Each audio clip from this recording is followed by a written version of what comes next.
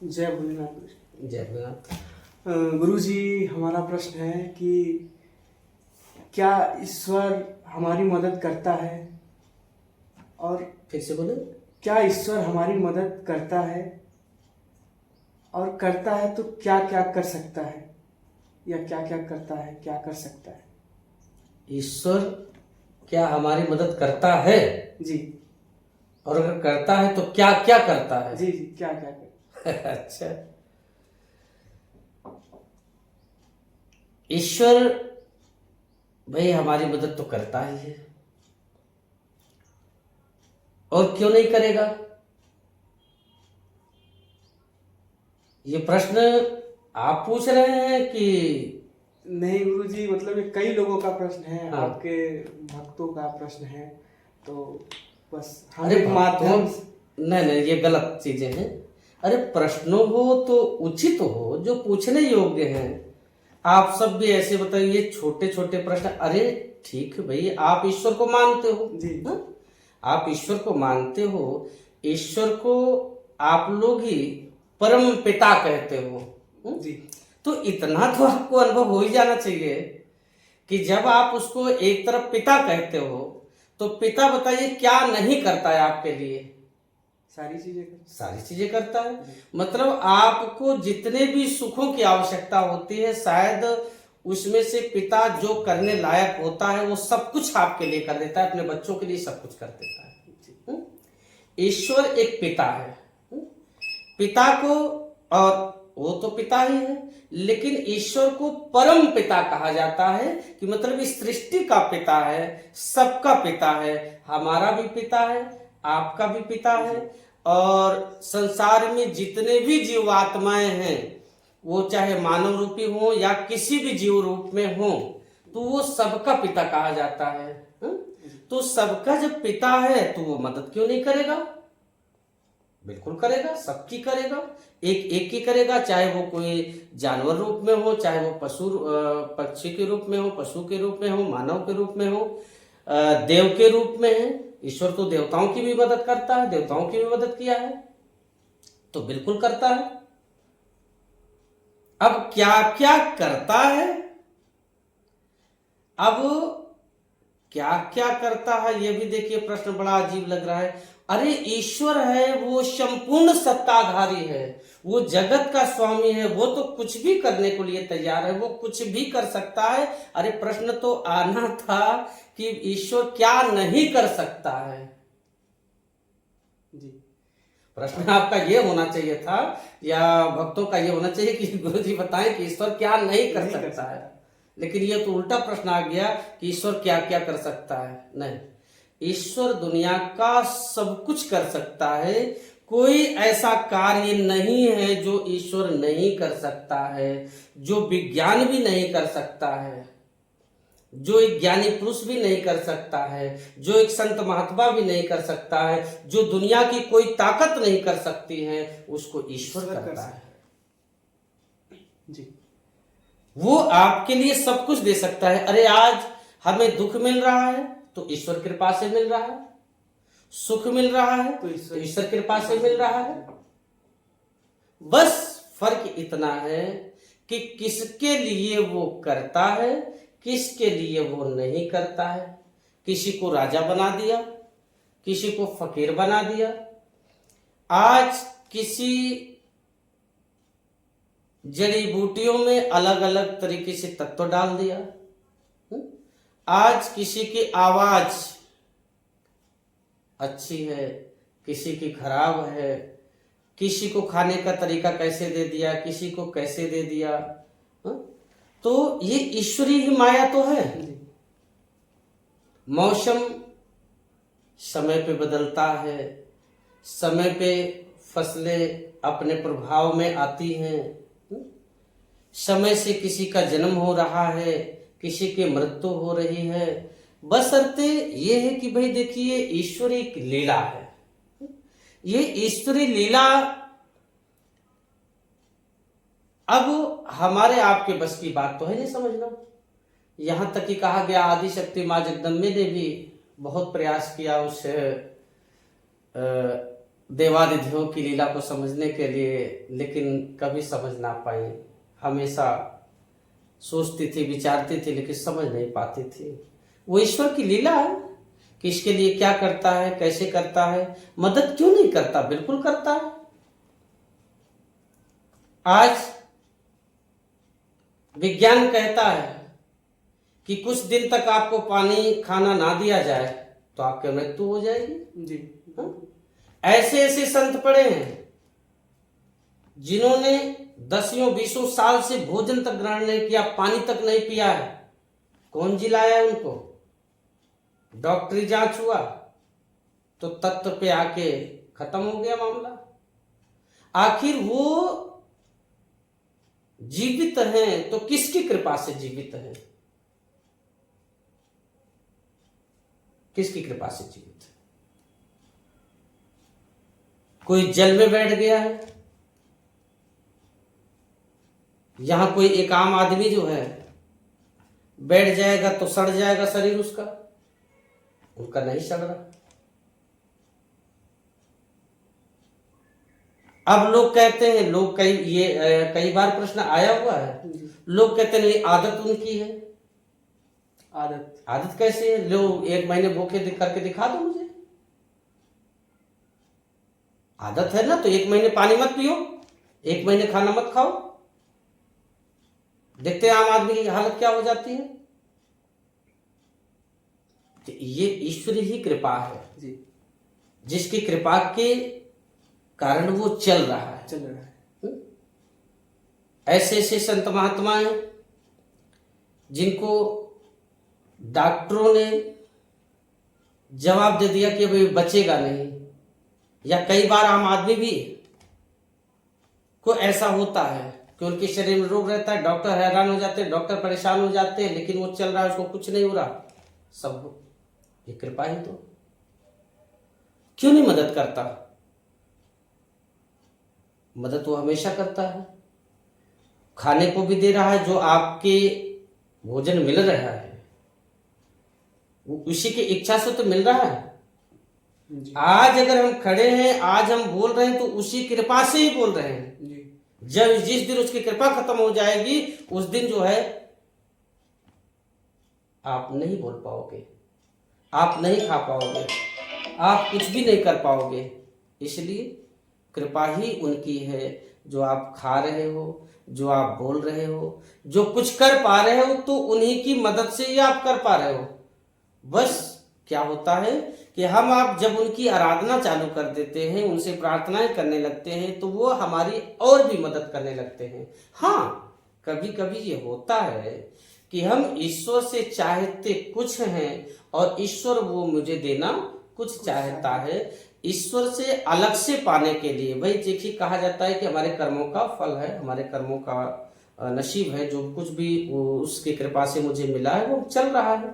लेकिन अलग से मुझे कुछ चाहिए तो हम उसके लिए ईश्वर से प्रार्थनाएं करते हैं, ईश्वर से विनती करते हैं। देखिए, ईश्वर की शरणागति हम लोग जब जाते हैं, जब ईश्वर के शरणागति होते हैं, तो सबसे पहले तो ईश्वर को भाग्य विधाता कहा जाता है। इसको परम पिता के साथ साथ भाग्य विधाता भी कहा जाता है। तो भाग्य विधाता का मतलब भाग्य बनाने वाला। अब सोचिए कि आप ने भी देखा होगा कि हर शहर में कपड़े की दुकान,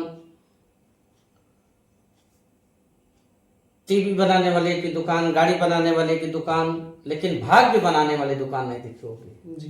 भाग्य तो एक ही हमारा बना सकता है, वो है ईश्वर। भाग्य हमारा ईश्वर के ही हाथ में है, वो बनाएगा, वो बिगाड़ेगा।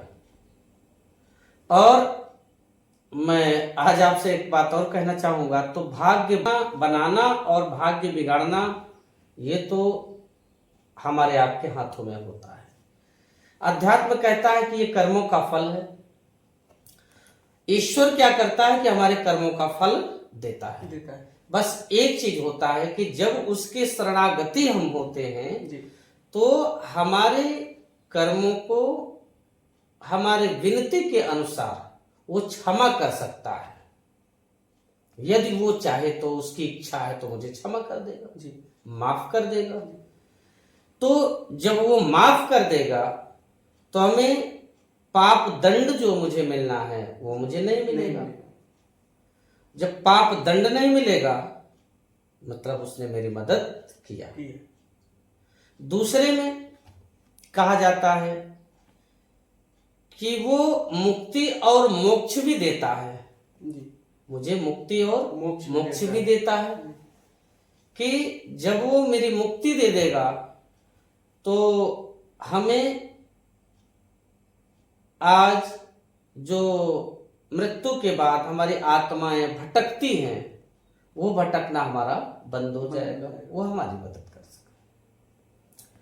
और हमारे जो सांसारिक जीवन का एक सफर है उस सफर में वो आंतरिक रूप से मेरी मदद करता है, चाहे वो साहस के रूप में, चाहे वो ज्ञान के रूप में, चाहे वो धन के रूप में, वो मेरी मदद करता है। और जब वो मदद करने लगता है ना तो हमारे जीवन के कठिन से कठिन जो कार्य होते हैं वो बड़े सरल हो जाते हैं। मैंने भी इस कार्यों को या इस सफर को बड़े नजदीकी से अनुभव किया है और आज ये आपको मैं अपनी ही अनुभव बता रहा हूं कि कठिन से कठिन कार्य सरल हो जाता है और ऐसा लगता है कि ये कार्य तो होने वाला नहीं था, हो कैसे गया। दुख में भी सुख का अनुभव मिलने लगता है, कठिन कार्य सरल हो जाते हैं। वैसे भी जब आप कोई बोझा उठाते हैं अपने सर पे तो उठ नहीं रहा है तो आप क्या करते हैं, दूसरे की मदद से अपने सर पे उठाते हैं तो वो बोझा आसानी से उठ के मेरे सर पे आ गया और हम आसानी से लेके चले जाते हैं।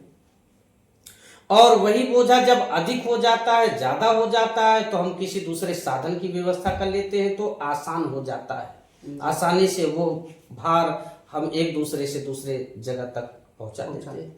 ठीक उसी तरीके से ये ईश्वर की जब कृपा होती है, ईश्वर जब हमारी मदद करता है तो कठिन से कठिन कार्य, बड़ा से बड़ा कार्य, हमने जो कभी सोचा नहीं था कि मेरे साथ ऐसा भी हो सकता है, सोच से कहीं ज्यादा मुझे मिल जाता है।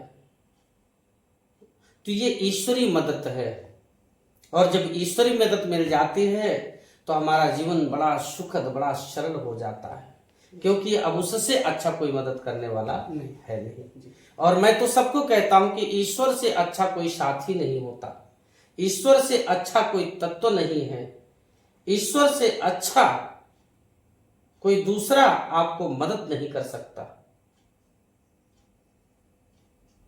एक बार करके तो आप देखें जी, लेकिन करना पड़ेगा।